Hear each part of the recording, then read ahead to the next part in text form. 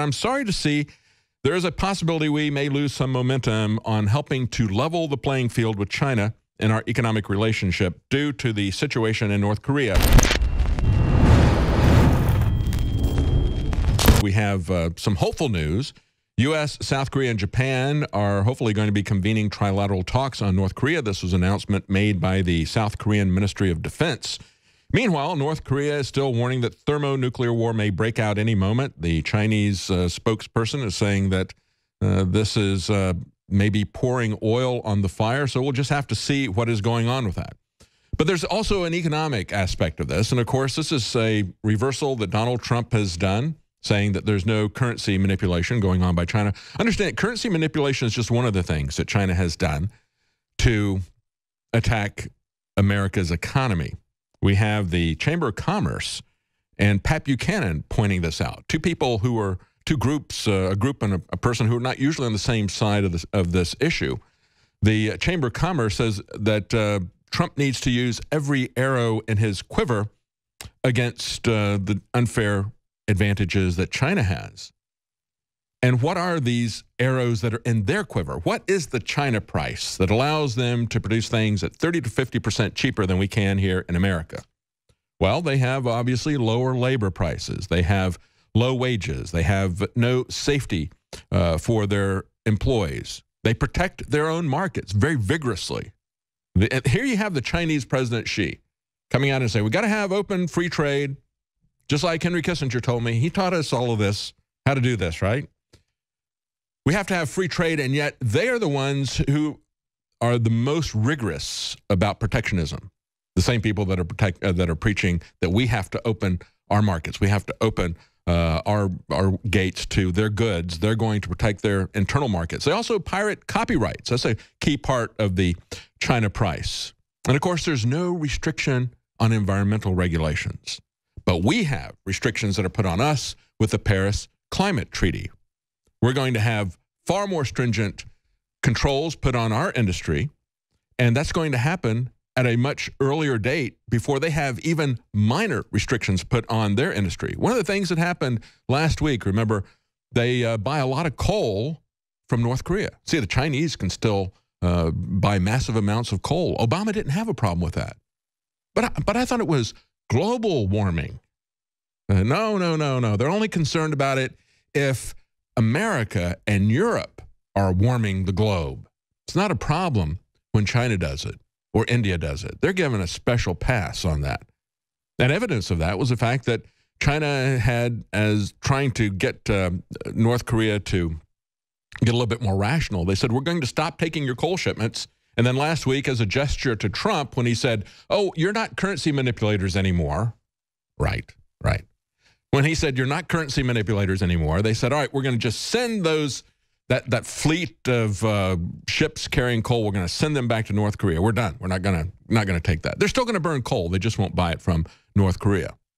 So we look at a couple of these different things, the subsidies of their own industries, the low labor prices, the currency manipulation.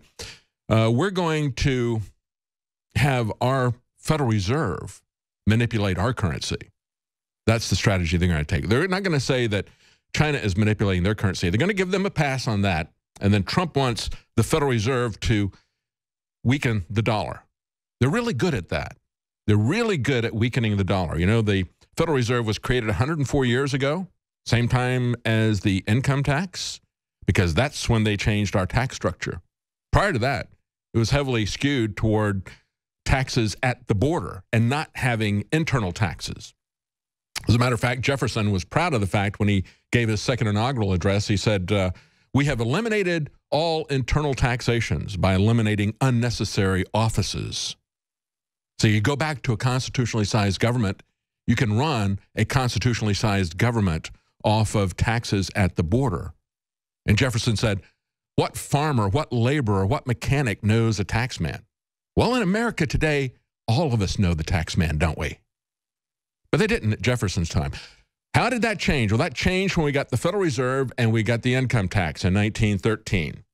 And we've lost over 99% of the purchasing power of the U.S. dollar in that amount of time as well. That's the legacy of the income tax, the legacy of the Federal Reserve. And now Donald Trump, who said maybe we need to audit the Fed. He criticized Janet Yellen. Now he's saying, well, I think Janet Yellen is pretty good. We're going to use her to weaken our currency because we're going to pretend that the Chinese are not manipulating their currency. So the Chamber of Commerce is saying right now, basically, we're recommending to President Trump, everything you have in your quiver, please use every arrow possible with the understanding that some of these points of leverage that you're using will be counterproductive to us. They say that, of course, Trump promised to curb U.S. trade deficits with China. They've reached $347 billion. Not a problem now. Not a problem. We will give them a free pass as long as we can engage in military adventurism abroad. Now, according to the chairman of the Chamber of Commerce, Beijing can offer subsidies of billions of dollars to domestic competitors. That's part of the China price. He said, I'm sorry to see there is a possibility we may lose some momentum on helping to level the playing field with China in our economic relationship due to the situation in North Korea if there is some kind of a trade-off. Well, you can believe that there is a trade-off. Pat Buchanan pointed it out. He said, quoted President Trump, who said, why would I call China a currency manipulator when they're working with us on the North Korean problem? So he said right there, we see that Trump, who once seemed to understand how America had taken us to the cleaners during and after the Cold War, while allies supported us diplomatically, they piled up huge trade surpluses at our expense, and they became virtual free riders off of the U.S. defense effort. And so that's Patrick Buchanan pointing that out. He said a continuing crisis on the peninsula with Trump and the U.S. relying on Beijing's help could leave Xi in the catbird seat. And now that North Korea has declared its goal to be building missiles with nuclear warheads that could hit all U.S. bases in Asia, even California, the clock is running for the White House. Tillerson and Pence have said that they're running out of patience. But the question is this, how did we get to this point? How did we get to this? It's not Obama's fault, okay? I mean, you're not going to blame everything on Obama. This is just as much Bush's fault and the Republicans' fault. This has been going on for 64 years. And many people have said, well, other people could have done something about it. Now Donald Trump is going to have to do something about it. But how did we get into the Korean War? We got into the Korean War because we decided we needed to be the world's policeman. We decided that the first Americans who put America first, the founders of our country, didn't know what they were talking about when they said we don't go abroad seeking monsters to destroy. And a good example of this is the Turkey election that's happening. We got a civil war going on in Turkey, and it's spilling over onto our shores. The competition between Erdogan and Fethullah Gulen is spilling into Europe as well.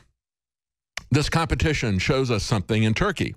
There's not always a good guy and a bad guy.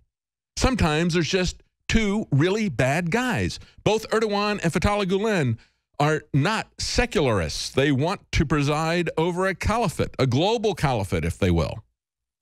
And so as we see their influence spread throughout Europe and throughout the United States, and as we've seen in other places where we go in to do regime change, it always backfires.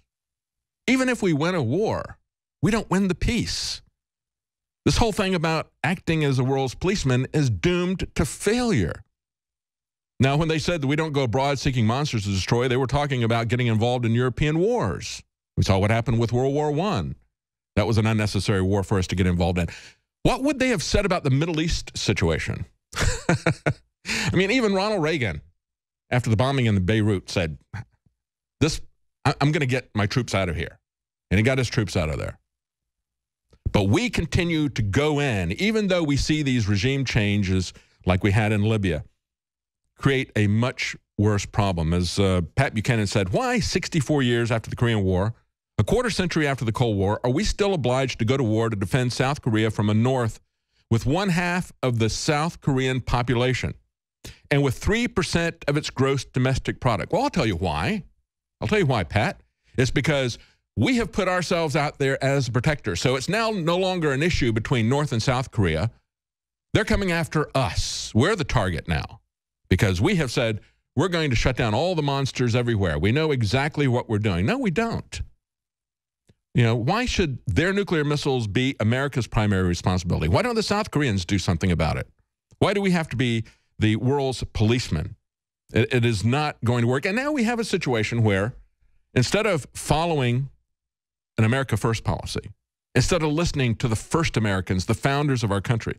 We'd have a situation where we got people like John McCain calling Rand Paul a Russian agent because he merely says that we ought to have a debate before we set up another tripwire with a tiny country in Europe, before we set up another possibility where we would have to go to war to defend them. Can't we see where this is all leading? Can't we see that this is a failed policy that's been 64 years in the making? Can't we put America first for once? Perhaps not. Let's go to Devin in Florida. Devin in Florida, you're on the air.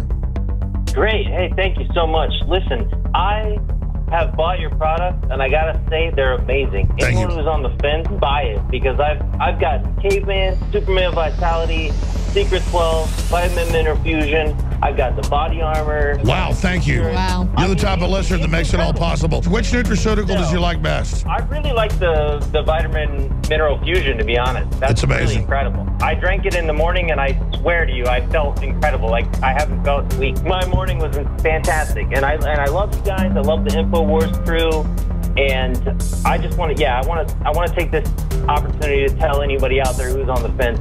Just buy it. You will love it. I'm telling you, I've never bought a bad product. What you find in our news is the same thing you find in our products at InfoWarsLife.com. It's a win-win. InfoWarsLife.com.